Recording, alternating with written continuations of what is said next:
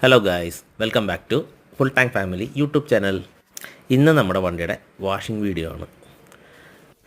കുറേ കാലങ്ങളായി ഞാൻ കേൾക്കുന്ന സ്ഥിരം ചോദ്യമാണ്, എങ്ങനെയാണ് നീ വണ്ടി മെയിൻറ്റെയിൻ ചെയ്യുന്നത്?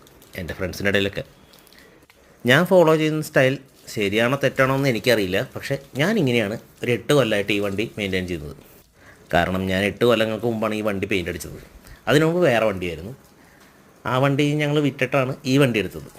നമ്മുടെ ഈ വണ്ടിയുടെ ബാറ്ററി ബോക്സ് ഇന്നലെ ഞാൻ മാറ്റിയായിരുന്നു കേട്ടോ.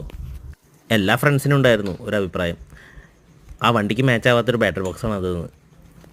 എൻ്റെ ആദ്യത്തെ വണ്ടിക്ക് ഉണ്ടായിരുന്ന പോലെ തന്നെ ഒരു സ്കള്ള് അതിൻ്റെ മുമ്പിൽ ഞാൻ വെച്ചിരുന്നു. അത് ആർക്കും ഇഷ്ടപ്പെട്ടിരുന്നില്ല.